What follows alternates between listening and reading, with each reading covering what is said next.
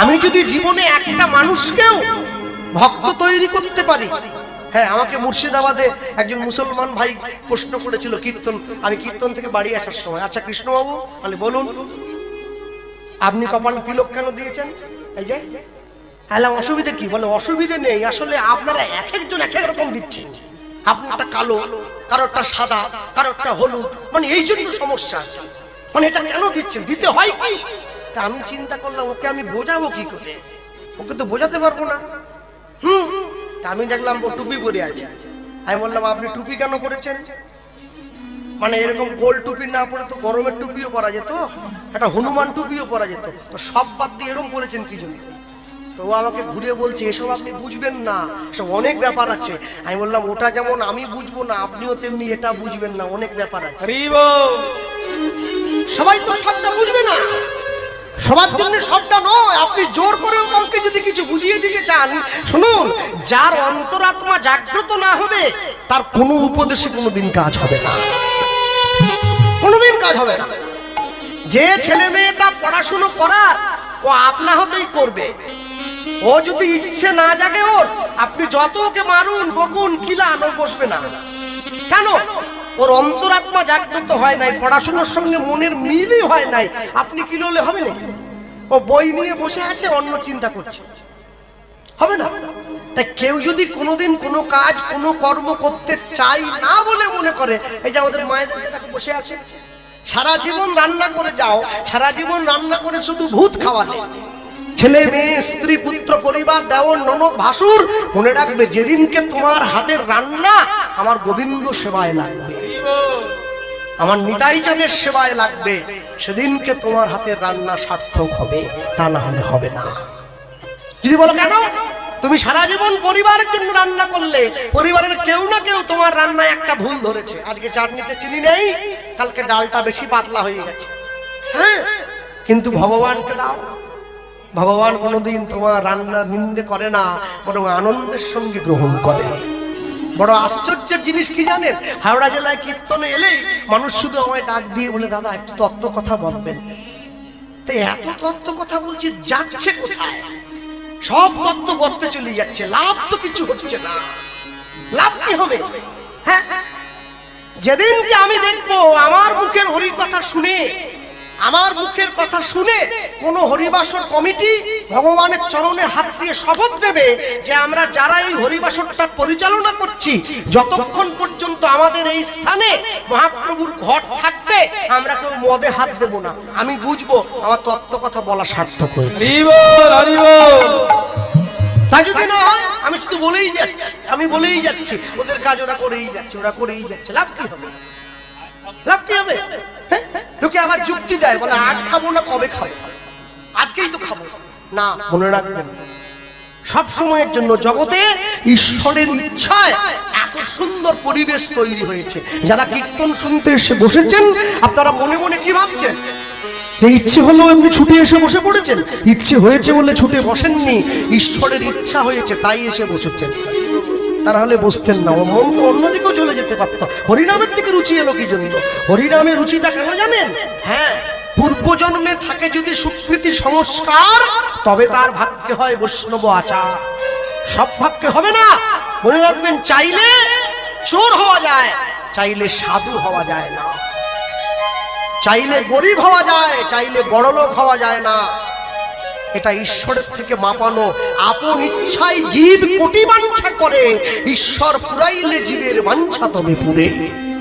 লটারির টিকিট সবাই পাচ্ছে, সবাই পাবে না, পাবে যে কোনো একজনাকে পাবে, যে রেখে এসেছে সে পাবে, সকলের জন্য নয়। বৈষ্ণব মহাজন লিখছেন, নৌকো দিয়ে দিলাম, নৌকোর ভাড়াটাও ফ্রি করে দিলাম, নৌকোটা বয়ে নিয়ে যাবে কে? ভগবানের তো সময় নেই, তাই লিখতে গিয়ে লিখছেন, নৌকোটা বয়ে নিয়ে যাবে কে জানে? অন্য কেউ বইবে না। কে বইবে?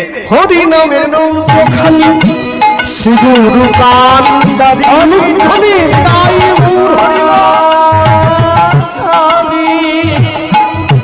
শ্রী গুরু কান্দারি হরি নামের নৌকা খানি শ্রী গুরু কান্দারি, হরি নামের নৌকা খানি শ্রী গুরু কণ্ঠদি সংকীর্তন করা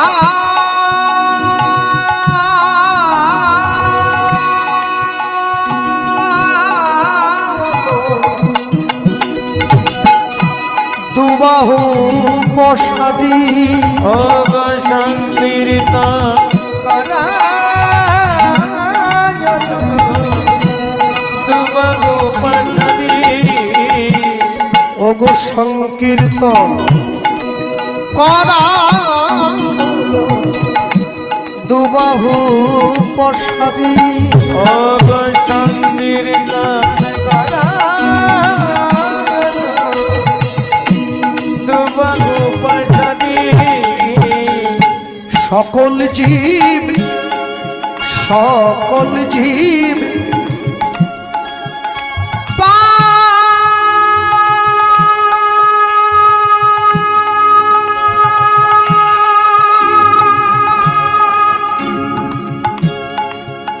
পার হইল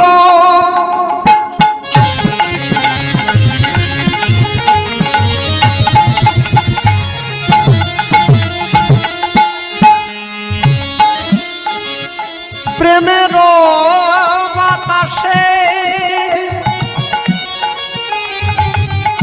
লোচন দাস পড়িয়া রইল আপনার দোষ সকলে কি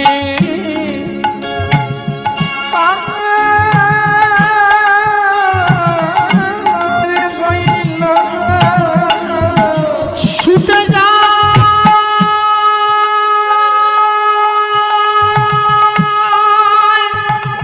ছুটে যা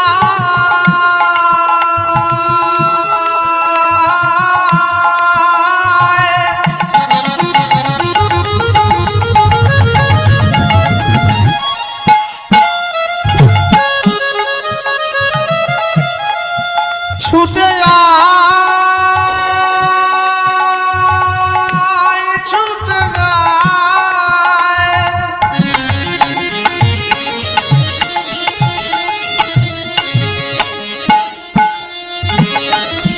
ছুটে যায় ছুটে যায় ওগো সকলে কি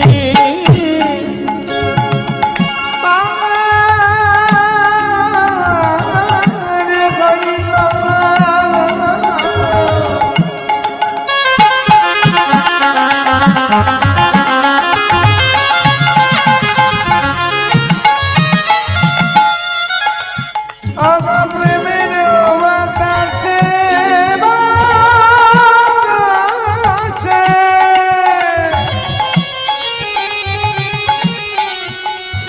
অগলচন দাস বাজিয়া রইল আপনার দোষে ওগো লোচন দাস পড়িয়া রইল আপনার দোষে অগলচন দাস বাজিয়া রইল আপনার দোষে আমি এক মুখে বলতে নারি আমি এক মুখে বলতে নারি আমি এক মুখে বলতে নারি আমি এক মুখে বলতে নারি আমার নিতাই গৌরের লীলা মাধুরী এক মুখে বলতে নারি বলি যতবার বলি ততবার হারি মুখে বলতে নারি বলি চাই রে প্রেমের বলি হারি আমি এক মুখে বলতে নারি আমি এক মুখে বলবো কত তাই গৌর হরিব এক মুখে বলবো এক মুখে বলতে নারি এক মুখে বলতে নারি অবলোচন দাস পানিয়া রইল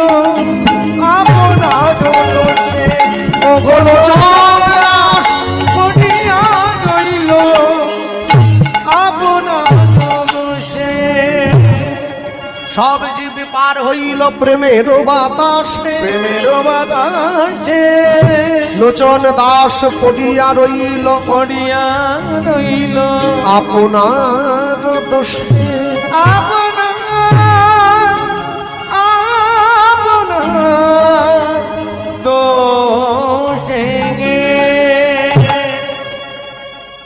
যে ছাত্রটা পড়াশোনায় ভালো হয় সে কোনোদিন কাউকে বলেনি যে তোমার পড়া হয়, বলে আমার হয়।